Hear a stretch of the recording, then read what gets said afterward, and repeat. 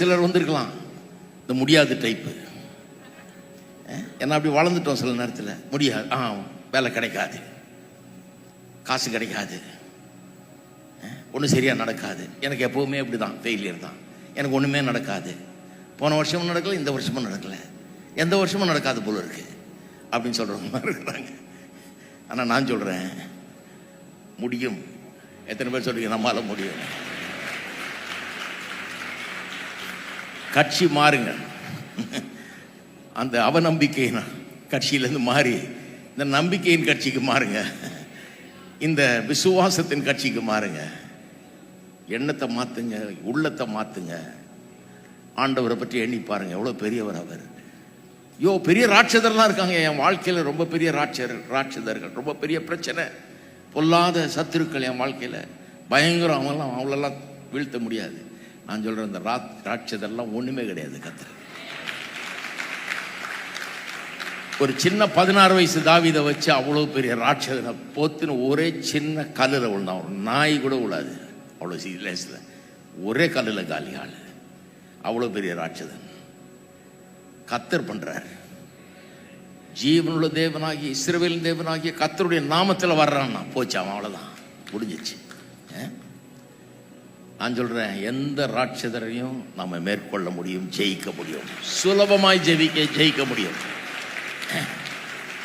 இங்கே சபைக்கு வர்றவங்க அதான் கற்றுக்கிறாங்க, சுலபமாக ஜெயிக்க முடியும். இந்த ஆட்டிடியூட் மாறிடுது. பெரிய பிரச்சனையை சுலபமாக ஜெயிக்க முடியும். எத்தனை பேர் நம்புறீங்க?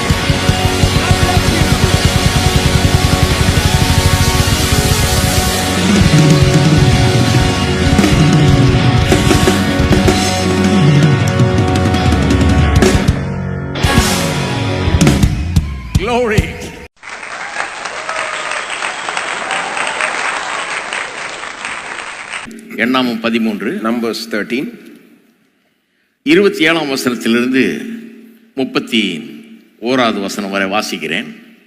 27 to 31 I'll read.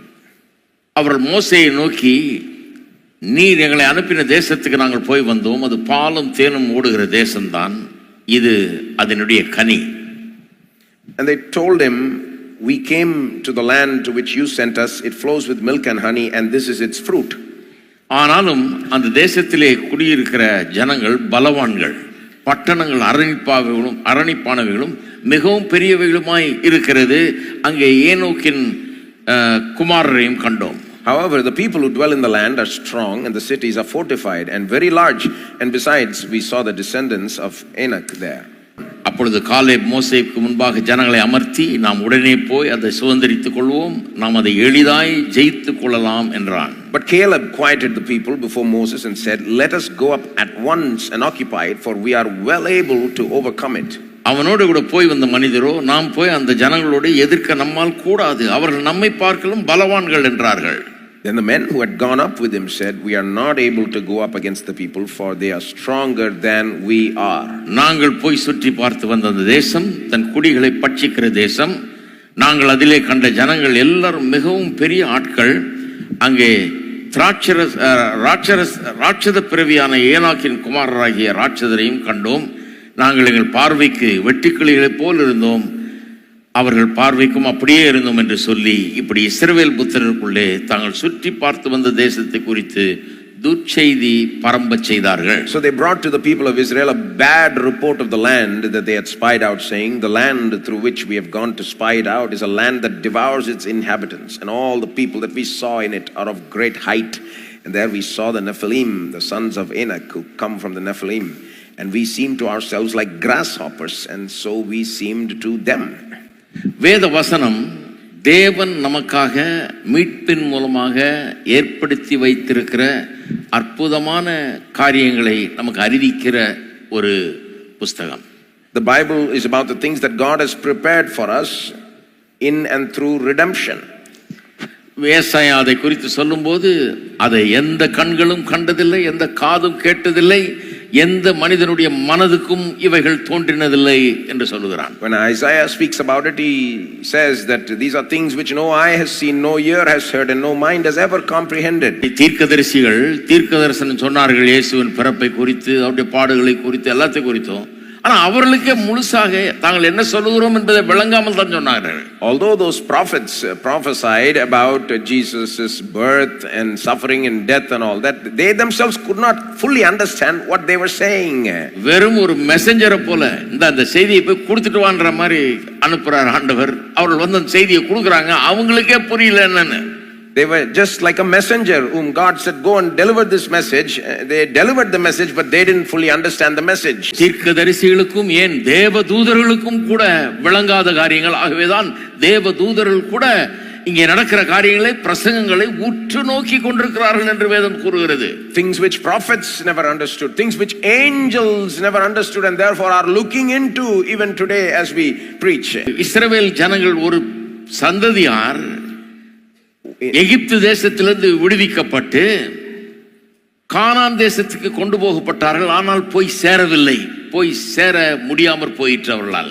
We read about an entire generation of Israelites delivered from Egypt, but they could not go into the promised land. அந்த தேசத்தின் எல்லைக்கு வந்துவிட்டு 12 பேர்களை போய் உளவு பார்க்க சொல்லி அனுப்புகிறார் மோசே. Came near the promised land, and Moses sent 12 of them to spy out the land. அவர்கள் சொன்ன வார்த்தைகளை தான் இன்றைக்கு நான் கவனிக்க விரும்புகிறேன். And I want to pay attention to the words those two spoke. ரெண்டு பேர் சொல்றாங்க எளிதாய் நாம் ஜெயித்திரலாம்ன்றாங்க. Two are saying we can easily overcome. 10 பேர் சொல்றாங்க முடியவே முடியாதுன்றாங்க. 10 are saying we cannot overcome. நீங்க எந்த கட்சி? Which side are you in? நான் ரொம்ப நாளைக்கு முன்னாடியே முடியும்ன்ற கட்சிக்கு வந்துட்டேன். Long time ago I came into the side which says we can. அதத்தான் நான் பிரசங்கம் பண்றேன் எங்க போனாலும். And that's what I preach wherever I go. அதுதான் விசுவாசம். That is what is faith. இந்த சபையில விசுவாசத்தை குறித்து வருஷக்கணக்கில் பிரசங்கம் பண்ணியிருக்கேன் நான். In this church I have preached about faith for years on end. 40 வருஷமாக இங்க பிரசங்கம் பண்ணி கொண்டிருக்கிறேன். I've been preaching here for 40 years. நூற்றுக்கணக்கான வாரங்கள் விசுவாசத்தை குறித்து போயிட்டு வருகிறேன். For hundreds of weeks I've preached on faith. முடியுங்கிறது தான் விசுவாசம். Faith says we can. ஆனா அது வெறும் எங்கயோ கண்ண மூடிட்டு முடியும்னு சொல்லல இவங்க. But it's not that they just closed their eyes and said we can. ஏனென்றால் விசுவாசம் வந்து ஒரு குருட்டுத்தனமான நம்பிக்கை கிடையாது. Because faith is not a blind faith. விசுவாசம் என்பது கர்த்தருடைய வாக்குத்தத்தங்களின் அடிப்படையிலே இருக்கிறது. Faith is based on the promises of God. கர்த்தர் சொன்ன காரியங்களை விசுவாசித்து அதிலே உறுதியா இருக்கிறாங்க சிலர். Faith is believing what God has said and being confident about that. அதனால தான் கர்த்தருடைய வார்த்தை நமக்குள்ள போறது ரொம்ப முக்கியம் பாருங்க. That is why it's so important that God's word go into us. கர்த்தருடைய வார்த்தையிலே உறுதியா இருக்கும் இருதயம் என்பதை குறித்து பல வாரங்கள் இங்க போதிச்சிருக்கிறேன். I have taught many weeks about the heart that is established on God's word. உங்களுடைய இருதயம் கர்த்தருடைய வார்த்தையிலே உறுதியா இருக்குதா? Is your heart established in God's word? உறுதியா வார்த்தையில் இல்லனா பிரச்சனைகள் உங்களை மேற்கொள்ளும்.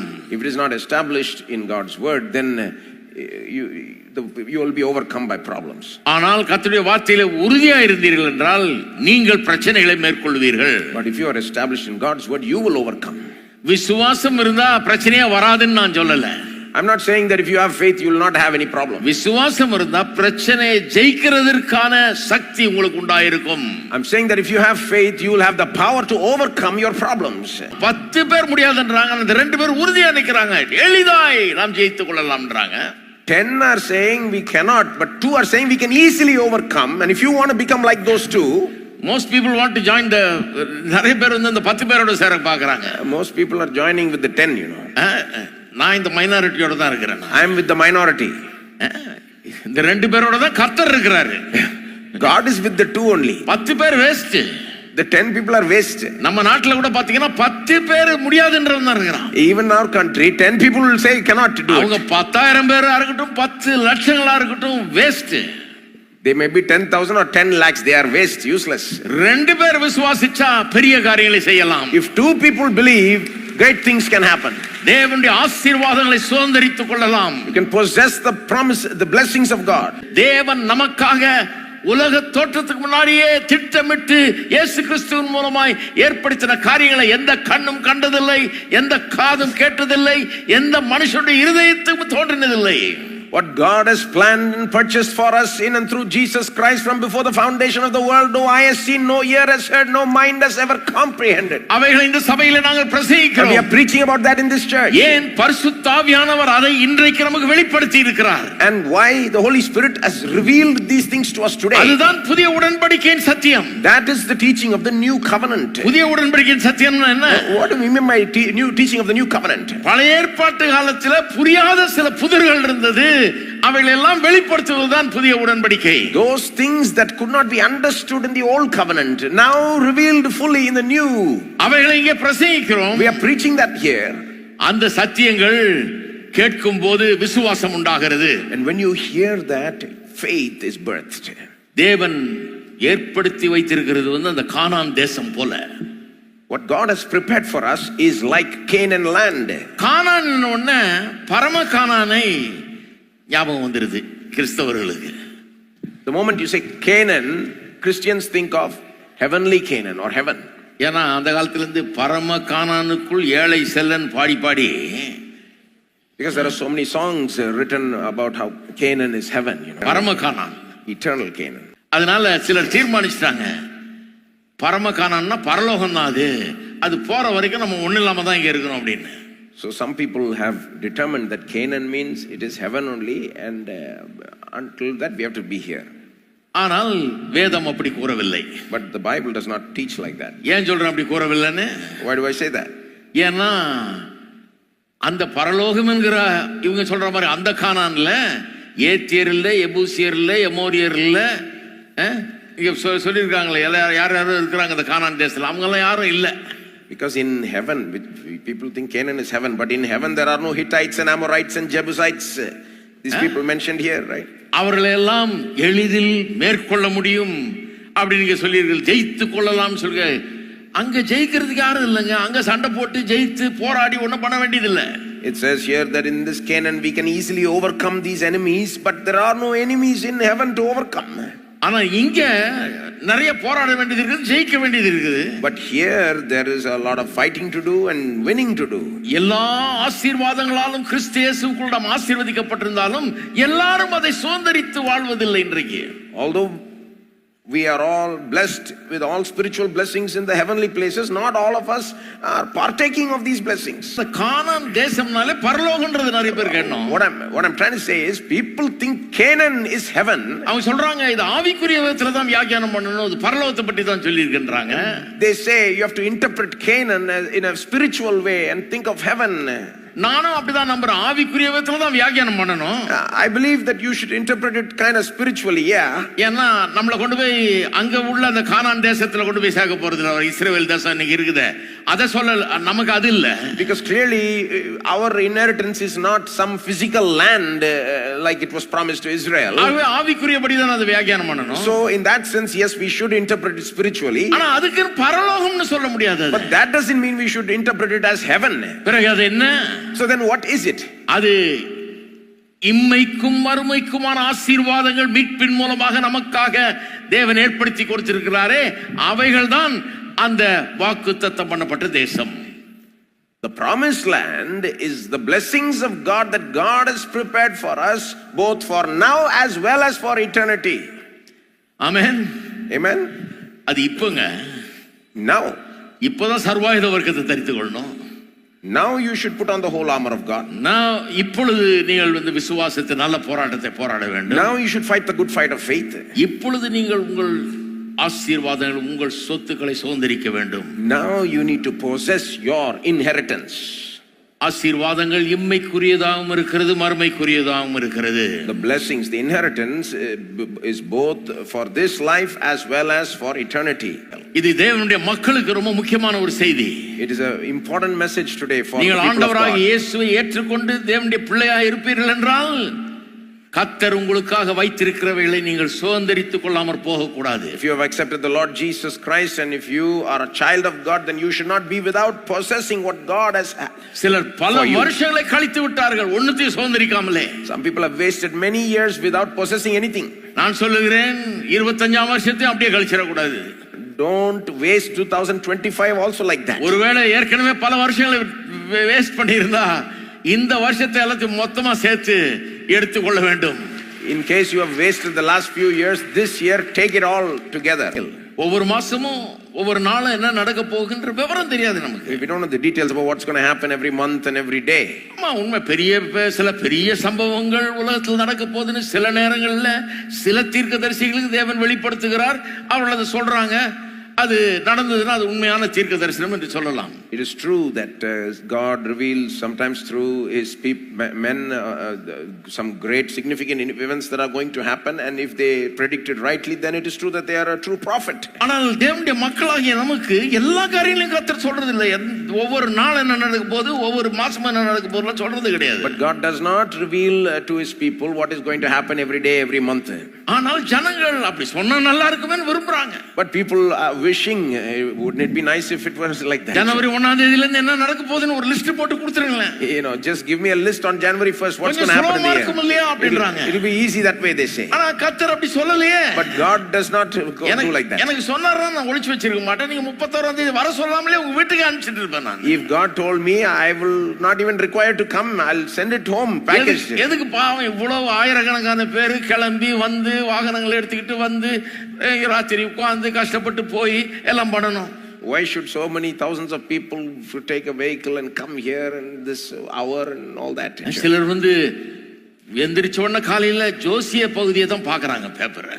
Some people when they get up they look at this horoscope pages on. வேதம் அதெல்லாம் பயன்படுத்த கூடாதுன்னு சொல்லி இருக்குது. அது தேவனுக்கு அருவருப்பான காரியம்னு சொல்லி இருக்குது. But the Bible speaks of those things as being detestable to God. உங்க வீட்ல ஃபர்னிச்சர் எல்லாம் எப்படி அரேஞ்ச் பண்ணணும், டேபிள் எங்க போடணும், சோஃபா எங்க போடணும், பெட்டை எப்படி திருப்பி போடணும், இதெல்லாம் கரெக்டா போட்டீங்கன்னா வாழ்க்கை 25ஆம் வருஷம் சூப்பரா இருக்கும் அப்படின்றாங்க அவங்க. They talk about how if you just rearrange your furniture, you know, the sofa and the TV, and you keep this here and that there, that itself will make your new year wonderful. நம்ம ஊர்ல வாஸ்து மாதிரி, like vastu now. இருக்கிற வாசலுக்கு இந்த பக்கம் போட்டு change the entrance. இந்த ஜன்னலை மூடிட்டு அந்த பக்கம் ஜன்னலை வச்சு, you know, keep the window that side instead of this side. இதெல்லாம் அட்ஜஸ்ட் பண்ணிட்டா எல்லாம் சரியா போய்டும். Just do some adjustment like this. மைண்ட ஒண்ணு அட்ஜஸ்ட் பண்ண வேண்டியது இல்ல. Don't have to adjust the mind. உள்ளத்தை ஒண்ணு அட்ஜஸ்ட் பண்ண வேண்டியது இல்ல. Don't have to adjust the heart. எல்லாம் ஒண்ணும் பண்ண வேண்டியது இல்ல. Don't have to change all this. வெறும் குளத்துக்காரனை கூப்பிட்டு இதை இடிச்சிட்டு இதை மூடுப்பா அங்க போடுப்பா இதன்னு சொன்னா முடிஞ்ச எல்லாம் நான் வெற்றிகரமா முடிஞ்சிரும்ன்றாங்க. Just call the builder and change some things here and there. ஆனா கிறிஸ்தவர்கள், but Christians, ஒரு காரியத்தை நம்புகிறார்கள். believe one thing. நம்முடைய எதிர்காலம் கர்த்தருடைய கையிலே இருக்கிறது. Our future is in God's hands. நாம் கர்த்தருடைய கையிலே இருக்கிறோம். We are in God's hands. நாம் பத்திரமாக இருக்கிறோம் அவருடைய கையிலே. Safe in his hands. நம்முடைய எதிர்காலம் அவருடைய கையிலே இருக்கிறது. Our future is in his hands. அவர் நம்ப தகுந்தவர். He is trustworthy. வாழ்க்கையில எல்லாமே ஒரு விபத்து மாதிரி நடக்கல. எல்லாமே கர்த்தர் நடத்துகிறார் நம்மை. And everything in life is not happening as though it's an accident. No, God is leading us. ஆகவே விசுவாசிகள் ஒன்றை குறித்தும் கவலைப்பட வேண்டியதில்லை. And therefore believers do not need to worry about a single thing. அதனால இயேசு சொல்றார் ஒன்றை குறித்து கவலைப்படாதீங்க. That's why Jesus says don't worry about anything. பவுலும் சொல்றார் ஒன்றை குறித்து கவலைப்படாதீங்க. Paul also says don't be anxious for anything. ஏன்னா கர்த்தருடைய கையில நாம இருக்கிறோம். Because we are in God's hands. எதிர்காலத்தை பத்தி நமக்கு தெரியாது. We don't know about the future. நேரம் வரும்போது சில தீர்மானங்களை எடுக்க வேண்டிய தருணம் வரும்போது ஞானம் தேவைப்படும் போது கர்த்தர் நம்மை நடத்த அவர் அங்கே இருக்கிறார்.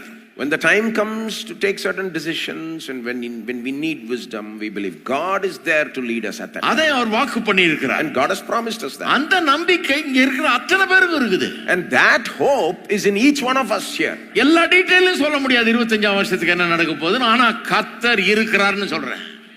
I can't tell you all the details about the next year, but I can say God is there. அவர் உங்களோடு இருக்கிறார். He is with you. உங்களை நடத்துவார். And He will lead you. ஏற்ற நேரத்தில் ஏற்ற காரியத்தை செய்ய வேண்டிய ஞானத்தை தருவார். And He will give you the wisdom at the right time to do the right thing. உங்களுடைய சவாலுக்கு ஏற்ற கிருபையை தருவார். And He will give you grace that is suitable for your challenge. பலப்படுத்துவார். He will strengthen you. ஞானத்தை தருவார். He will give you wisdom.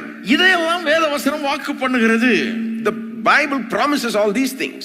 பெரிய அரணிப்பான பட்டணமா இருந்தா நமக்கு என்ன அது கர்த்தர் பாத்துக்குவாரு. So what if it's a great fortified city? God will take care. ராட்சதர் மாதிரி அவன் 7 அடி உயரத்துக்கு இருந்தா நமக்கு என்ன 9 அடி உயரத்துக்கு இருந்தா என்ன, கர்த்தர் பாத்துக்குவாரு. So what if the giant is 7 feet or 9 feet tall? God will take care of it. இவங்க அந்த எதிர்காலத்தை குறித்த பயம் இல்லாதவர்களா இருக்கிறார்கள். These people had no fear about the future.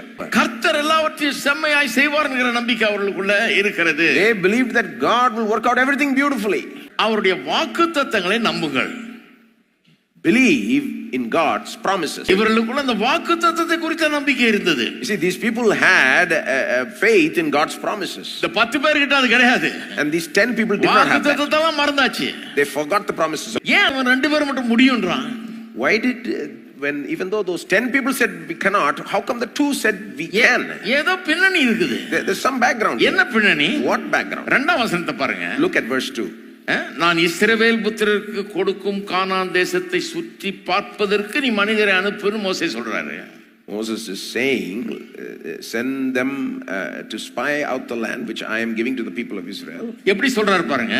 See how he says it. நான் இஸ்ரவேல் புத்திரருக்கு கொடுக்கும் கானான் தேசத்தை, the land that I am giving to the Israelites.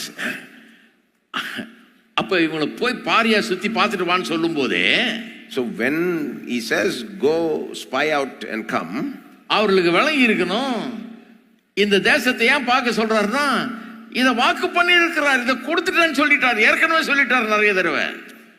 They should have understood that this is a land that he has already said he will give to the Israelites. He has already said it in the past. எகிப்துக்கு 400 வருஷத்துக்கு முன்னாடி இவர்கள் போன போது வெறும் 70 பேர் போனார்கள். And when they first went into Egypt, they went in as 70 people. வெளியே வரும்போது 400 வருஷத்துக்கு பிறகு when they come out 30 லட்சம் பேர் வர்றாங்க. 30 lakhs people come out. இது நிறைய பேர் என்ன சொல்றாங்க, இது ஏதோ மிஸ்டேக், ஜீரோல ஏதோ மிஸ்டேக் பண்ணிட்டாங்க போல இருக்கு. Some people say that maybe they added a couple of zeros. 2 zero ஜாஸ்தி சேர்த்திருப்பாங்களோ, எப்படி 400 வருஷத்துல அவ்வளவு ஆச்சு ஜனம்? How can population increase so much in 400 years, they say. அதெல்லாம் நீங்க முதலாம் அதிகாரம் வாசித்தாலே தெரிஞ்சிரும் உங்களுக்கு. You will understand that if you read the first chapter itself. பெருக பண்றதுலயும் உதவி செய்கிறார். So God supernaturally intervened, increased them supernaturally. அவன் பார்த்திருக்க வேணாமா எப்படி வந்தாங்க நம்ம முற்பிதாக்கள், இங்க 70 பேரா வந்துட்டு இப்போ 30 லட்சம் பேரா நிக்கிறோம், அதுல நான் ஒருவன் அப்படின்றது புரிஞ்சிருக்கணும் அவனுக்கு. So the 12 spies should have thought about the fact that we came in as such a small people and yet we stand here as a great nation and we represent that nation. தன்னுடைய வார்த்தையை நிறைவேற்றி இருக்கிறார் என்பதை அவர்கள் உணர்ந்திருக்க வேண்டாமா? They should have stopped and realized how God has already fulfilled his promise. தங்களின் சத்துருக்களின் வாசல்களை சுதந்தரித்துக் கொள்வார்கள் என்றும் சொல்லி இருக்கிறார். He says, I will surely bless you and I will surely multiply your offspring as the stars of heaven and as the sand that is on the seashore. And your offspring shall possess the gate of his enemies. And in your offspring shall all the nations of the earth be blessed. ஆகவே Therefore, கர்த்தர் சொன்ன வாக்குத்தத்தங்களை நிறைய நிறைவேற்றி விட்டார் என்பதை மோசே, Aaron, காலேபு, யோசுவா போன்றவர்கள் புரிஞ்சு வச்சிருந்தாங்க. Therefore, Moses and Aaron, Joshua and Caleb had realized that God had already fulfilled much of what he had promised. பெருக பண்ணுவேன்றதை பண்ணிட்டாரு.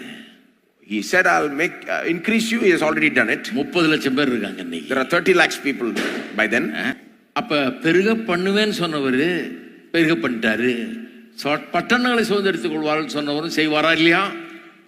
So The God who said, I will increase you, had already increased them. If God said they will possess cities, then will they not possess cities? விசுவாசத்துல எளிதாய் உங்கள் பிரச்சனைகளை மேற்கொள்ள வேண்டுமா? Do you want to easily overcome your problems through faith? என்ன பண்ணணும் தெரியுமா? You know what you need to do? முதலாவது கர்த்தருடைய வாக்குத்தத்தங்களை நல்லா படிங்க. First, read, study the promises of God nicely. எதுக்கு எழுதி இருக்குது வாக்குத்தத்தங்கள்லாம் இங்க? Why is it written here? காலண்டர்ல மாட்டிட்டா போதாது. It's not enough you put it on the calendar. செவுத்துல தொங்கனா போதாது. Not enough you hang it on the wall. வெறும் அத மனப்பாடம் பண்ணா போதாது. Not enough to memorize the promise also. அத குட்டி சற்று சிந்தித்து பாருங்க. You need to think about the promise. இவைகளை எல்லாம் நிறைவேற்றி இருக்காரா கர்த்தர்? Has God fulfilled this promise? அவங்களுக்கு அன்னைக்கு இல்லாத வாக்குத்தத்தங்கள் இன்னைக்கு இன்னும் நிறைய இருக்குது நமக்கு. We have more promises than they had at that time. வேதம் முழுக்க வாக்குத்தத்தங்களால் நிறைந்திருக்கிறது. Throughout the Bible we have promises. யாரோ ஒருத்தங்க சொன்னா 6000 வாக்குத்தத்தம் இருக்குது. Somebody said there are 6000 promises. நான் எண்ணி பார்க்கல இருக்குன்னு நினைக்கிறேன். I have not counted, but I believe there might be. எக்கச்சக்கமான வாக்குத்தத்தங்கள். Plenty of promises. அவைகள் எல்லாம் நிறைவேற்றி இருக்கிறாரா? Has God promised? இயேசு வந்து பிறப்பார்ன்ற வாக்குத்தத்தம் நிறைவேறி இருக்குதா? Has God fulfilled the promise about Jesus' birth? சிலுவையில மரிப்பார்ன்ற வாக்குத்தத்தம் நிறைவேறி இருக்குதா? Has God fulfilled the promise that Jesus will die on the cross? உயிரோடு எழுப்பப்படுவார்ன்ற வாக்குத்தத்தம் நிறைவேறி இருக்குதா? God fulfilled the promise that Christ will rise again from the dead? எல்லா வாக்குத்தத்தமும் நிறைவேறி இருக்கிறது. All these promises have been fulfilled. சொன்ன அத்தனையும் நிறைவேற்றி இருக்கிறார். God has fulfilled all that he has spoken. நான் சொல்லுகிறேன், விசுவாசத்தில் உறுதியாக வேணுமா? கர்த்தருடைய வாக்குத்தத்தங்களை எண்ணி பாருங்கள். I tell you, if you want to stand strong in your faith, think about God's promises. எத்தனை பேருக்கு கர்த்தர் நிறைய வாக்குத்தத்தம் பண்ணி அந்த வாக்குத்தத்தத்தை நீங்க நம்பினப்ப அதை நிறைவேற்றி கொடுத்திருக்கிறார்? How many of you say God has promised many things and God has fulfilled even in my life? இன்னும் உங்களுக்கு நீங்கள் நிறைவேற்ற விரும்புகிறதை நிறைவேற்றி தருவாரா தரமாட்டாரா? Will he not continue to fulfill what he has promised? பைபிளை வாசிக்கிறீங்களா? Do you read your Bible? சிலருக்கு Bible வாசிக்கிறது போரா இருக்குது. Some people are bored with reading the Bible. என்னங்க அந்த திருப்பி அந்த கதையை வாசிட்டு இருக்கணும்? They say, why read the same ஏதோ கடமைக்கு ஒன்று ரெண்டு வாசிக்கிறேன், ஒன்று ரெண்டு அதிகாரம் வாசிக்கிறேன். Let me just read 2 chapters. இல்ல நான் சொல்ற மாதிரி வாசித்தீங்கன்னா ரொம்ப வாஞ்சியோட வாசிப்பீங்க. If you read the way I'm telling you to read, you'll be very interested. போய் இன்னைக்கு பிரியாணி சாப்பிடும்போது எப்படி சாப்பிடுவீங்க?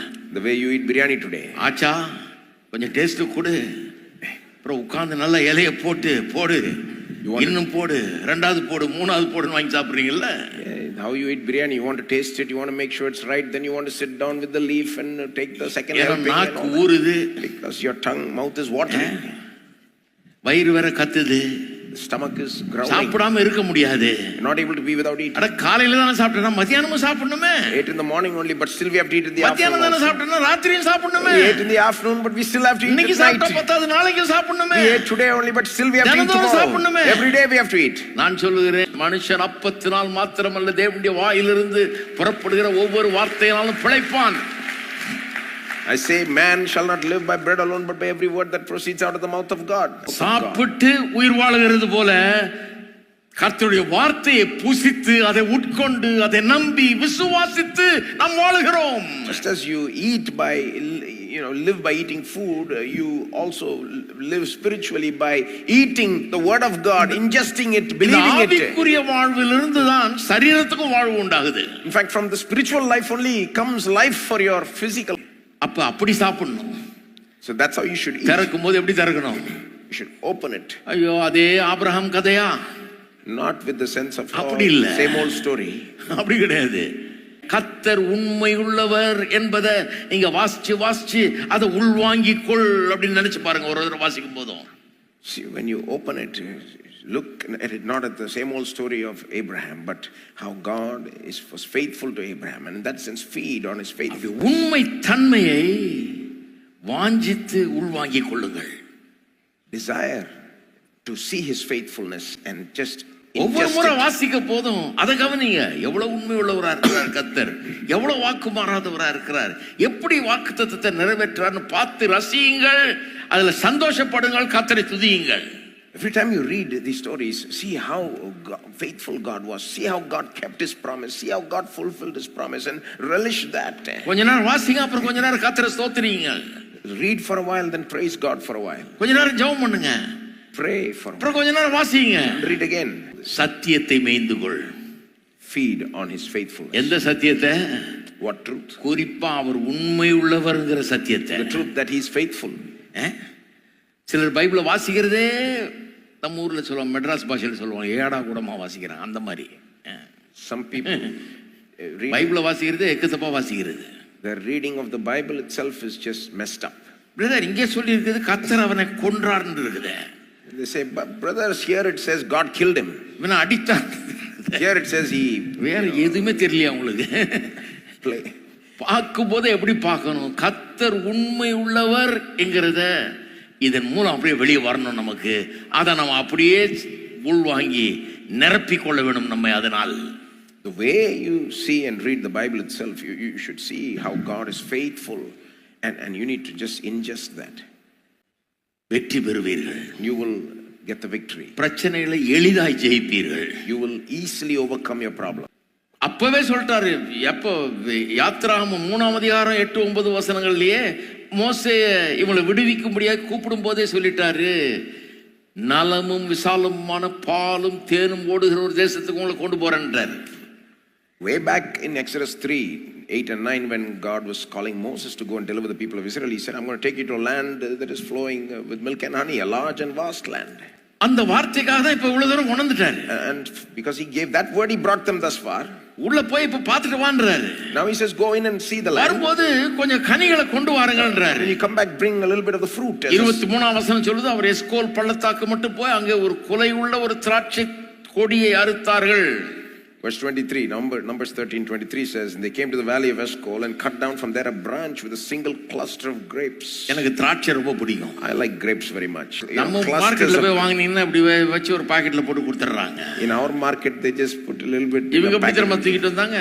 You know how they brought it? ஒரு கம்பை 2 பேர் மனையில பிடிச்சிக்கிட்டு நடுவுல இதை தொங்க விட்டுட்டு வந்தாங்களாம். They carried it on a pole between the two of them, a single cluster of grapes. அந்த ஊருக்கு தான் நான் போகணும்னு பார்க்கிறேன். I want to go that kind of place. என்ன மாதிரி திராட்சை கொலை. Just imagine how that grapes தொங்குது அவ்வளவு பெருசா பிரமாதமா வளருது பாருங்க. Single cluster of grapes, so big. உண்மையாகவே கர்த்தர் பாலும் தேனும் ஓடுற தேசம் சொன்னார், அது கரெக்ட்னு பார்க்கறாங்க. See, God said land flowing with milk and honey. They actually saw it just like that. அந்தவர்கள் சொல்றாங்க, மோசேட்ட சொல்றாங்க, ஆமா அது பாலும் தேனும் ஓடுற தேசம் தான் சொல்றாங்க. And the people who came back actually affirmed it and said to Moses, yes, it is a land flowing with milk and honey. அதுக்கான ஆதாரத்தை கொண்டு வந்திருக்கோம். இதோ பாருங்க அந்த கனியின் காமிக்கறாங்க. And they're saying, look at the proof we brought. Look at this fruit. தேவன் எவ்வளவு ஏராளம் தாராளமானவர் என்பதை, ஏராளம் தாராளமானவராக எப்பவுமே இருந்திருக்கிறார் என்பதை கவனித்து பார்க்க வேண்டும். See how God has always been generous. See, பிரச்சனை வரும்போது நம்ம என்ன பண்ணிடுறோம், டக்குன்னு பிரச்சனையை தான் பார்க்கிறோம். எவ்வளவு நல்ல கர்த்தர் இவ்வளவு நாள் ஆசீர்வதிச்சிருக்காரு மறந்துடுறோம்.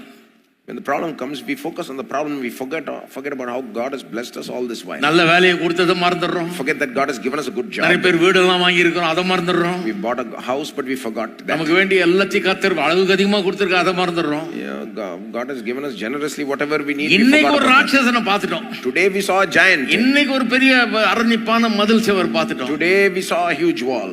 உடனே அதை பார்த்துட்டு புலம்பிட்டு இருக்கிறோம். And we are complaining about that. நான் சொல்லுகிறேன், கர்த்தர் உங்களுக்கு ஏராளம் தாராளமாய் தந்தவதை எப்போது எண்ணி பாருங்கள். I tell you, always keep thinking about how God has given you generously. நம்ம ஊர்ல என்ன பண்ணிட்டாங்க, கர்த்தர் உனக்கு தேவையை தான் தருவார், அதுக்கு மேல தர மாட்டாருன்னு சொல்லிட்டாங்க. Especially in our country, they have told us that God will give you only what you need, nothing more. இத பெருசா பிரசங்கித்தார்கள் பாருங்க. And they preached it as a very big matter. நான் உண்மையாவே அதை நம்பினேன். And I believed it truly. தேவைக்கு அதிகமா தர மாட்டார். God will not give you more than what you need. 10 ரூபாய் தேவைன்னா 8 ரூபாய் தான் தருவார். In fact, if you need 10 rupees, he'll only give 8 rupees. அந்த 2 ரூபாய்க்கு நீ எஞ்சிட்டு பின்னாடியே வரணும்ன்றது அவருடைய நோக்கம். Because his point is you need to keep begging for the remaining 2 rupees. நானா பைபிளை வாசிக்கும் போது தான் தேடி தேடி பார்க்கறது, எங்கேயுமே காணாங்க. But when I read the Bible for myself, I searched and searched and I never found anything like that about God. இத சாப்பிட ஆரம்பிச்சோம் பாருங்க. And I started feeding on this. அந்த மாதிரி ஒரு எண்ணத்தை வேதம் எங்கேயுமே சொல்லவில்லை. And I found out that the Bible never teaches that kind of thing anywhere. களஞ்சியங்கள் பூரணமாய் நிரம்பும். Your vats will overflow. Barns will be filled. Vats will overflow. அப்படிதான் சொல்லுது வேதவசனம். எல்லா இடத்துலயுமே அப்படிதான் வருது. இந்த மாசம் கடைசி ரூபா வரைக்கும் இருக்கிற மாதிரி உனக்கு கரெக்டா கொடுத்துறோம்பான்னு சொல்லிருக்கலாமே. So he could have said, if you know, I will just meet your needs to the last penny this month. I would have been happy. நான் சந்தோஷமா இருந்திருப்பேன். And I would have been happy with that. அது போதுமே. It's enough. அவர் தான் எனக்கு இந்த ஏராளம் தாரத்தை கத்து கொடுத்தாரு. He's the one who taught me generosity. எப்பவுமே தேவைக்கும் மிகவும் அதிகமாய் தருகிறவர். He is a God who always gives more than what we need. 5 அப்பம் 2 மீன் 5000 பேருக்கு போச்ச பிறகு 12 கூட மீறுது. When he fed the 5,000 with 5 loaves and 2 fish, 12 baskets were left. எப்படிப்பட்ட ஆண்டவர் நம்முடைய ஆண்டவர்ன்றதை கவனிங்க. Think about how our God is. அது இல்லன்னு சொல்றவங்கள நம்பாதீங்க. So don't believe people who say otherwise. ஜாக்கிரதையா இருங்க. Be careful. அத நம்பி அதுல மாட்டீங்கன்னா தொலைஞ்சீங்க. If you believe that kind of stuff, you are finished. நானும் குடும்பம் எல்லாம் வச்சு பிள்ளைகள் எல்லாம் வளர்த்திருக்கிறேன். இந்த மாதிரி ஆளுகிட்ட போகாத பாத்துக்குவேன் நான். I have a family. I've raised a family. I'll make sure never to pay attention to ஏன்னா அதை கேட்டு இவங்க கேட்டு போனாங்கன்னா நல்லா இருக்கிறதுக்கு தானே வளர்க்குறோம் நம்ம. Because if you hear that, you will be ruined. ஆகவே முக்கியமான காரியம் அது. So it's very important. கர்த்தர் தாராளமானவர், ஏராளமானவர் என்பது மனதிலே தங்கட்டும். Let it be imprinted on your minds that God is a generous God. கஞ்சத்தனமானவர் அல்ல அவர். He's not a stingy God. அவர் ஒன்னும் ஏழை அல்ல. He's not a poor God. அவர் ஒன்னும் இல்லாதவர் அல்ல. It's not that he lacks. அவர் ஏராளம் தாராளமானவர். He gives above and beyond. இது இன்னும் விளங்கலனா உங்களுக்கு அந்த வேத வசனங்களை வாசிங்க. If you don't understand this, then go back and read the Bible. Abraham எப்படி ஆசீர்வதிச்சார்னு வாசிங்க. See how he blessed Abraham. எப்படி ஆபிரகாமின் ஆசீர்வாதம் சிலுவையின் மூலமாக நமக்கு வந்து சேர்றதுன்னு சொல்லி இருக்குன்னு வாசிங்க. See how the Bible says that the blessing of Abraham comes to us through the cross. இதெல்லாம் மறுபடியும் தியானியுங்கள். Meditate on these things. எண்ணி பாருங்கள். Think again and again on இதை them. ஆகாரம் போல உண்ணுங்கள். Look at the evidence for it. பொருளாதாரத்திலே இது உங்களை வாழ வைக்கும். It will help you in your finances. கர்த்தர் தாராளமானவர். God is a generous God. கஞ்சத்தனமானவர் அல்ல அவர். He's not stingy. அவர் ஏழை அல்ல. He's not poor. ஒருத்தருக்கு அதிகமா கொடுத்துட்டதுனால மீதி பேருக்கு இருக்காதுன்றவர்ல. It's not God who says, oh, I've given too much here so I don't have. எல்லாருக்கும் எல்லாவற்றையும் அளவுக்கு அதிகமாக தர அவருக்கு போதுமான அளவுக்கு இருக்கிறது. He is able to give all of us more than we ever need. எத்தனை பேர் விசுவாசிக்கிறீங்க? How many of you believe? 25ஆம் வருஷம் அதை விசுவாசிங்க. Believe this in 2025. இந்த பஞ்ச பாட்டு பாடுறவங்களை நம்பாதீங்க. Don't believe these people who sing the தரித்திரத்தை பரப்புகிறவர்களை நம்பாதீர்கள். These people who preach poverty. ஏராளம் தாராளமானவர் கர்த்தர் உங்களை ஆசீர்வதிப்பார், பெருக பண்ணுவார் என்று சொல்லுகிறவர்கள் நம்புங்க. Believe the people who tell you that God is a generous God who gives you above and beyond and will increase அதுதான் you. வேதத்தில் இருக்கிறது. That is what is in the Bible. சில சொல்றாங்க அது பழைய ஏற்பாட்டில் இருக்குது. Some people say that's in the Old Testament. பழைய ஏற்பாடு புதிய ஏற்பாடு வித்தியாசம் இல்லை, அதேதான் அது. In that sense there is no difference between Old and New Testament. Some people say they don't say, it doesn't say that in the New Testament. நான் சொல்றேன் பழைய ஏற்பாட்டில சொல்லி இருக்கிறதுனால தான் சொல்லல, திருப்பி சொல்லணுமா? I say that because it is in the Old Testament, it is not repeated so often in the New Testament. ஒரு தடவை சொன்னாலே 100 தடவை சொல்ற மாதிரி. To our God, if he has said it once, it's like he said it 100 times. ஏற்கனவே பழைய ஏற்பாட்டில 100 தடவை சொல்லிட்டார். In the Old Testament, he has said it more than 100 times. அப்புறம் திருப்பி சொல்லிட்டே இருக்கணுமா? So why should he keep on emphasizing it புதிய again? உடன்படிக்கை பழைய உடன்படிக்கை காட்டிலும் மேலானதுன்றாரு. The new covenant is greater than the old covenant. எப்படி மேலானது? How is it greater? ஒரு கையில 50 ரூபாய் வச்சிட்டு இன்னொரு கையில 100 ரூபாய் வச்சிட்டு ஒரு 10 வயசு பையன் நீட்டுங்க. If you have a 50 rupee note in one hand and a 100 rupee note in the other hand and stretch it out to a 10-year-old boy. 10 வயசு பையனுக்கு கூட அறிவு இருக்குது. அவன் என்ன பண்ணுவான்? 100 ரூபாய் தான் எடுப்பான். ஏதாவது ஒன்னு எடுத்துக்கன்னா 100 ரூபாய் தான் எடுப்பான். If you tell the 10-year-old boy take one, he has the sense to take the 100 rupee தெரியும் note. இந்த 100 ரூபாய் அந்த 50 காட்டிலும் மேலானது. He knows the 100 rupee note is greater than the 50. எப்படி மேலானது? How is it greater? இந்த 50 இதுல இருக்குது, கூட ஒரு 50 இருக்குது. This 50 is in here plus another 50 is here. அதுதாங்க புதிய உடன்படிக்கை. That's how the new covenant is. பழைய உடன்படிக்கையில் இருக்கிற அத்தனை காரியங்களும் இருக்குது, அதுக்கு மேலானவைகளும் புதிய உடன்படிக்கையில் இருக்கிறது. The new covenant has everything that is in the old covenant plus more. ஏமாந்துறாதீங்க. So don't be fooled. பொருளாதார விஷயத்தை பற்றி கர்த்தர் சொல்றாரு, இடம் கொள்ளாமற் போக மட்டும் உங்களை ஆசீர்வதிப்பேன். About financial blessing, God says, I will open the windows of heaven and pour out a blessing that you cannot contain. சிலர் சொல்றாங்க ஏதாவது ஒரு தீர்க்கதரிசனம் சொல்லுங்க brother. Some people say give one prophecy, brother. நான் சொல்றேன் கவனிங்க. I'll tell you a prophecy. இடம் கொள்ளாமற் போக மட்டும் உங்களை கர்த்தர் ஆசீர்வதிப்பார். I'll give you a blessing you cannot contain is what the Lord says. உங்கள் களஞ்சியங்கள் பூரணமாய் நிரம்பும். Your barns will overflow. திராட்சை ரசம் புரண்டு ஓடும். Your vats will overflow. நான் சொல்ல கர்த்தர் சொல்றாரு. I'm not saying, God is saying. அதத்தான் இப்ப தீர்க்கதரிசனமா சொல்றோம். And I'm giving it to you as a prophecy. நம்புறீங்களா? Do you believe it? செய்வாரா கர்த்தர்? Will God do it? இல்ல பிரதர் கர்த்தர் சொன்னாரா? அட பை சொல்லி இருக்குங்க. சொல்லியிருக்கு. The Bible says it, God says it. இங்க எவ்வளவு போட்டிருந்தாலும் ஜனங்க வந்து என்ன சொன்னார் பிரதர் பண்ணுவாங்க. Yeah, no matter how much God has said here, people are still saying, oh, what did நான் God சொல்றேன், say ஞாயிற்றுக்கிழமைக்கு there? வாங்க, நான் இதை திறந்து பார்த்து நல்லா போதிக்கிறேன், என்ன சொன்னார்னு காமிக்கிறேன் உங்களுக்குன்னா, ஞாயிற்றுக்கிழமை எங்க பிரதர் வர்றது, நான் ஏதாவது இப்ப சொல்லுவீங்கன்னு வந்தேன். Yeah, I say, come Sunday, I will tell you what it says. They say, how to come on Sunday, brother? I came today thinking you might say something. அதனால தான் உருப்புறது இல்லை பாருங்க. See, that's why these people don't. கர்த்தர் சொல்லி இருக்கிறாருங்க. God has said. இத வாசிச்சு வாசிச்சு வாசிச்சு உள்ள ஏத்தி இத நம்புங்கள். Keep reading it, reading it, reading it. Let it go inside. Believe it. அப்படி ஆயிடுவீங்க. And you will become just like வாழ்க்கை that. அப்படி ஆயிடும். Your life itself will be கடைசியாக like that. Lastly, 28 ல இருந்து 33, அது 13ஆம் அதிகாரத்துல. same Numbers 30. பாருங்க, இந்த திராட்சை கொலையை பற்றி சொன்னேன்ல, எஸ்கோல் பள்ளத்தாக்குக்கு போய் ஒரு கொலை திராட்சை பழத்தை எடுத்து கம்புல தொங்க விட்டு 2 பேரு 2 மூலையில சுமந்துக்கிட்டு வந்தாங்கன்னு. I told you about that single cluster of grapes that they put on a pole and carried 2 people, right? Israel தேசத்துக்கு இன்னைக்கு போனீங்கன்னா அவங்க டூரிஸ்ட் போர்டுடைய எம்பளம் அதுதான், திராட்சை கொலை. அது தெரியுமா உங்களுக்கு? Even if you go today to Israel, their emblem for their Israel tourism is that cluster of grapes only. அவருடைய தேசம் எப்படி செல்வ செழிப்பால் நிறைந்திருக்கிறது, அவருடைய தேவன் எப்படி அவர்களை செல்வ செழிப்பானவர்களாக ஆக்கி இருக்கிறார் என்பதை அறிவிக்கும்படியாக, ஊருக்கே சொல்லும்படியாக டூரிஸ்ட் போர்டு அவங்க வந்து இந்த எம்பளத்தை போட்டு வச்சிருக்கிறாங்க. The tourist board is using this emblem and thereby communicating how God has blessed them and what a blessed land they have, you know. உங்க வீட்ல கூட எம்பளம் இதுவா இருக்கட்டும். Even in your house, let this be the emblem. என்ன அதுன்னு கேட்டாங்க, யாரை கேட்டாங்கன்னு சொல்லுங்க, இது எங்கள் தேவன் இப்படிப்பட்டவருங்க. Somebody asks, you can say our God is this kind of God.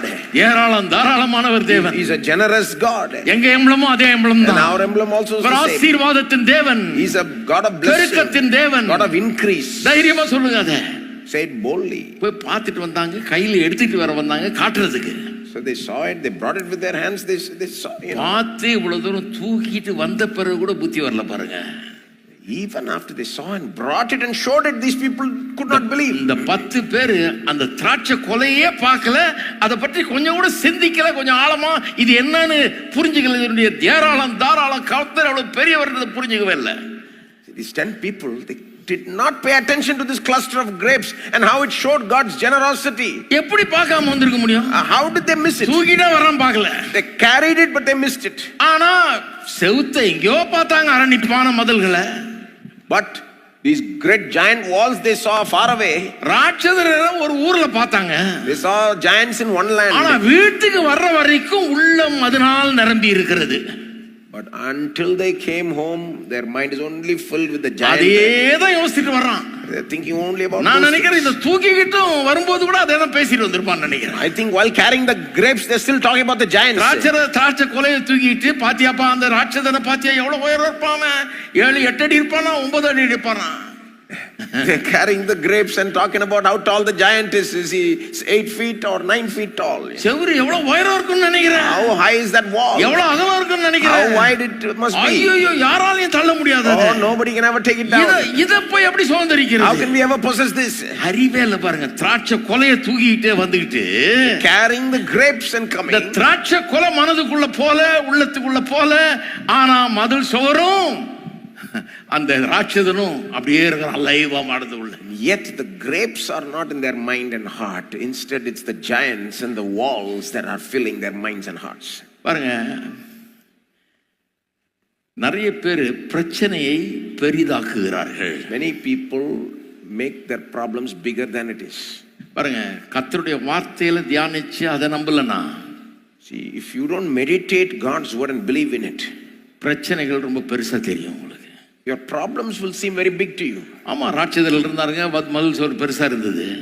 Yes, giants were there and fortified cities were ஆனா there. But கர்த்தர் பெரியவர், அதை காட்டிலும் பெரியவர்னு தெரியாது அவங்களுக்கு. But don't they know that God is bigger than that? அவர் வல்லமையுள்ளவர்னு தெரியாதா? Don't they know God is all powerful? அவரால் கூடாது ஒன்றுமில்லைன்னு தெரியாதா உங்களுக்கு? Don't they know that nothing is impossible with the Lord? எப்பேற்பட்ட அற்புதங்களை கர்த்தர் செஞ்சு இவங்களை வெளியே கொண்டு வந்தாரு. How God did mighty wonders and brought them out of சிவந்த Egypt. சமுத்திரத்தை இரண்டா பிரிச்சாரு. Didn't he split the sea? பார்வோன் என்கிற ஒரு கொடூரனுடைய கையிலிருந்து இவங்களை விடுதலை ஆக்கினாரு. Oh, how he brought them out of that oppressor Pharaoh. யாத்திராகமத்தை மறந்துட்டாங்க. They forgot the Exodus.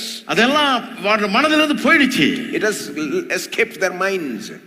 அது இருந்ததுன்னா மனதுல இந்த ராட்சதரை பற்றி பயந்திருக்கவே மாட்டார்கள். If that was in their mind, they would not have feared these giants. ஆனா இவருடைய மனதுல தோல்விதான் இருக்குது. But what is in their mind is only failure. எப்பேற்பட்ட எகிப்தின் ராணுவத்தை, அவருடைய ரதங்களை, குதிரைகளை, போர் வீரர்களை சிவந்த சமுத்திரத்தில் கண்டு போய் ஒரேடியா முழுக்கடிச்சார். பெரிய வெற்றி.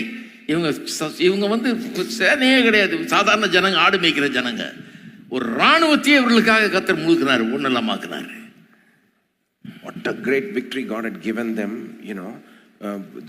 with Egypt, the Egyptian military and the chariots and the soldiers drowned them in the sea. An entire nation was defeated like that. This is nothing. அப்படிப்பட்ட ஆயிரக்கணக்கான கொடூரர்களை அழித்து விடுதலை ஆக்கின தேவன் இந்த ராட்சதர்களிலிருந்து இவளை காப்பாற்ற மாட்டாரா? God who delivered them from such a mighty army, will he not deliver them and give them the victory over these giants? எவ்வளவு அறிவீனு பிரச்சனையை பெருசாக்குறாங்க. Look at the foolishness. They are making their problem big. கர்த்தர் எவ்வளவு என்ன செய்ய முடியும்ன்றத ரொம்ப சின்னதாக்குறாங்க. And they are making God small. What God can do for them has become small in their minds. அதான் பாருங்க, சந்தேகம் வந்த உடனே, விசுவாசம் இல்லாம போன உடனே அவர்களே தங்களுடைய பார்வையில வெட்டுக்கிளியாய் தோன்றுகிறார்கள். When the doubt comes, when the faith leaves, they themselves seem like grasshoppers in their own eyes. பைத்தியம் முத்திருச்சுன்னுவாங்களே அது இது. நீங்க பாருங்க, this is the height of foolishness. 33ஆம் வசனம், அங்கே ராட்சத பிறவியான ஏனோக்கின் குமாரரையும் ராட்சதரையும் கண்டோம். நாங்கள் எங்கள் பார்வைக்கு வெட்டுக்கிளிகளை போல இருந்தோம், அவர்கள் பார்வைக்கும் அப்படியே இருந்தோம். Verse 33, we saw Nephilim and we seemed to ourselves like grasshoppers and so we seemed to them. அதாவது நாங்கள் எங்கள் பார்வைகளுக்கு வெட்டுக்கிளிகளை போல இருந்தோம் சொல்றது okay. See, it's okay that they said we seem to ourselves like grasshoppers. ஏன்னா அவங்க ஃபீல் பண்றாங்க, அப்படியே நாங்க ரொம்ப சின்ன, ஆமா எவ்வளவு உயரமா இருக்கான், நான் சின்ன ஆளு அப்படின்னு. Because they're feeling so small in front of these giants, ஆனா அடுத்து சொன்னாங்க பாருங்க, அவருடைய பார்வைக்கும் நாங்கள் வெட்டுக்கிளியா இருந்தோம்னா எவ்வளவு பெரிய தரிசனம் அது. But what they said next is unbelievable. They said we seemed like grasshoppers in their eyes. எப்படிப்பா தெரியும் அவன் என்ன பார்க்கறான்னு? How do they know how they are seeing them? அதனால தான் சொல்றேன், பைத்தியம் முத்திருச்சு. This is madness. அவன் எப்படி என்ன பார்க்கறான்றதை இவன் சொல்றான். They are saying I am like this in their eyes, இவனுக்கு மீட்பே கிடையாது பாருங்க. These people have போய்ட்டான், அவ்வளவுதான், no hope. முழுமையா அவிசுவாசத்துக்குள்ள போய்ட்டான். They've gone completely into unbelief. முடியவே முடியாதுன்னு சொன்னதுக்கு இதுதான் காரணம். See, this is the reason why they said we cannot do it. முடியாதுன்னு எப்படி சொன்னாங்க? Why did they say வாக்குத்தத்தங்கள் இருக்கிறது, promises are there? கர்த்தர் உண்மையுள்ளவர்னு 1000 தடவை நிரூபிச்சிருக்கிறார். God has proved that he is faithful 1000 times. அவர் தாராளமானவர்ன்றத வாழ்க்கையில பார்த்திருக்காங்க. They have seen already how generous he is. கர்த்தர் சிவந்த சமுத்திரத்தை ராணுவ வீரர்கள் எல்லாத்தையும் மூழ்கடிச்சாரு, சிவந்த சமுத்திரத்தை பழக்க வச்சாரு, பெரிய வெற்றி எல்லாம் அனுபவிச்சாரு. கர்த்தர் திறமையை தர்றாரு, வல்லமையை தர்றாரு, ஆற்றலை தர்றாரு, ஜெயிக்க வைப்பாருன்னு தெரியும். They have already experienced how God has delivered them from Egypt, the Red Sea and all these incidents. They know God gives resources, strength, ability, wisdom, everything. எல்லாம் தெரியும். They know all this. இருந்தாலும் நம்ப முடியல. Even then they could not believe. ஏன்னா அதை பற்றிலாம் யோசித்து பார்க்கறது இல்லை. Because they did not think about that. வாக்குத்தத்தத்தை என்றது இல்லை. They are not thinking about the promises. உண்மை உள்ளவர்ன்றதை யோசித்து பார்க்கறது இல்லை. They did not think about how God is faithful. எதுக்குங்க வாக்குத்தத்தத்தை பாட்டா பாடுறோம்? Why are we singing the promises of God? நல்ல பள்ளிக்கூடத்துக்கு போன நர்சரி ஸ்கூலுக்கு, நான் போன school first class. I went to a very good school. ஜாலியா இருந்தோம். Nursery school. பாட்டு மேல பாட்டு, எல்லாம் பாட்டு தான். We sang a lot of songs. கணக்க பாடிடுவோம், இங்கிலீஷையும் பாடிடுவோம், தமிழையும் பாடிடுவோம், எல்லாம் பாடியே கத்துக்குவோம். They taught everything through songs only, maths and அங்க ஒண்ணு கத்துக்கிட்டேன், பாட்டினுடைய மேன்மையை கத்துக்கிட்டேன். I learned the glory of singing there. பாடுனா வழங்காது கூட உள்ள போய்டும்.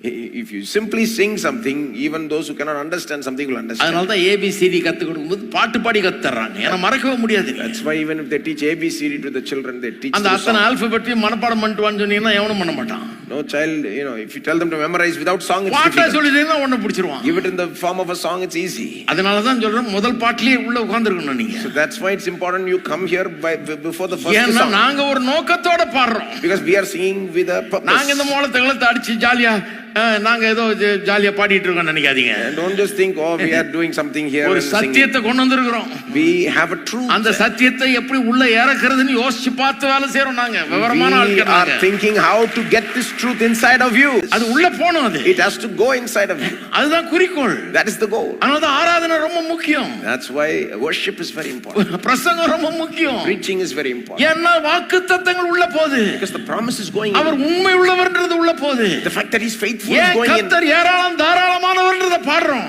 Why do we sing that God is generous? சிலர் அந்த மாதிரி பாட்டுகள் எல்லாம் வெறுக்கறாங்க. Some people don't like this kind of அது songs. எப்படி பாடுறது? Why are you singing these songs? ஏன் உனக்கு என்ன வந்து வேலைய பார்த்துட்டு போய். I say what's your business? உனக்கு வேணாம்னா உடுப்பா. If you don't like it, leave it. எனக்கு அது நல்லா இருக்குது. I like it. எனக்கு செஞ்சிருக்கிறாரு. He has done for me. நான் பாடுவேன். I will sing. எத்தனையோ பேருக்கு இன்னும் நடக்கல. எத்தனையோ பேருக்கு இன்னும் நடக்கல, அவர்கள் விசுவாசிக்கிறார்கள். See, for many people it has not happened and yet they believe. அவங்க பாடட்டும். Let them sing. பாட பாட பாட உள்ள இறங்கும். As they sing, it will go into them. அது நடக்கும். And it will happen. Hello. அதனால தான் பாடுறோம். That's why we sing. சிலருக்கு புரியாது. Some people don't understand. அவன் இருக்கிறபடியே தான் இருப்பான் பாருங்க. இன்னும் 10 வருஷம் பாருங்க அப்படியே தான் உட்கார்ந்திருப்பான். They will remain as they are even 10 years later. பார்த்தாலே தெரியும் ஒண்ணு இல்லன்னு. If you look at themselves, you will know. இருக்கிறது போயிட்டு இருக்கும் இன்னும். Whatever they have also they will lose. ஆனா இங்க இருக்கிறவங்கள பாருங்க 10 வருஷம் பொறுத்து பாருங்க அவங்க ஆள் வேற மாதிரி இருப்பாங்க. See the people here after 10 years they will be better. கோட்டை விட்டுறாதீங்க. கோட்டை விட்டுறாதீங்க. Don't miss it. சிவந்த சமுத்திரம் எப்பவுமே மைண்ட்ல இருந்திருக்கணுமே. என்ன பண்ணாருன்றத ஞாபகம் வச்சிருந்திருக்கணுமே. It is why I say they should have always thought about the Red Sea. எரிகோ பட்டணத்தை சும்மா தோத்திரம் பண்ணியே உள்ள வச்சாரு. He made the Jericho wall fall just by making these people ஒரு praise. சத்தத்திலே உள்ள வச்சாரு. Just by one shout. இன்னும் பல வருஷங்களுக்கு பிறகு many years later இவங்க சொன்னாங்களே ராட்சசன் ராட்சசன். these people said giants. அப்படிப்பட்ட ஒரு ராட்சசனை 16 வயசு பையன் ஒரே கல்லுல அடிச்சு உள்ள வச்சு காமிக்கிறான். One 16-year-old boy with one stone made the giant fall. கோட்டை விட்டுறாதீங்க. Don't miss it. விசுவாசிக்கிற ஒரு மனுஷனை கொண்டு அவன் சிறியவனாய் இருந்தாலும் கர்த்தர் பெரிய காரியங்களை செய்வார். Even though the person is small, if they believe, God will do great things through that person. நான் ரொம்ப நாளைக்கு முன்னால இதை கண்டு கொண்டேன். I learned this many long time. அதுதான் என்னை இவ்வளவு தூரம் கொண்டு வந்திருக்கு. That is what has brought me this. நான் நம்புகிறேன். I believe. நீங்களும் அதை கற்றுக்கொள்ள வேண்டும் என்று நம்புகிறேன். And I want you to learn this. 25 வெற்றிகரமான ஆண்டா இருக்கும் உங்களுக்கு. 2025 will be a year of victory.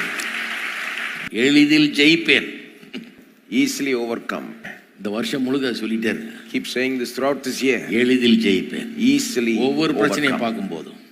Whenever we see a problem. பரலோக தகப்பனே துதிக்கிறோம் ஸ்தோத்திரிக்கிறோம். Heavenly Father, we thank you and we praise you. ஜனங்களை ஆசீர்வதிப்பீராக.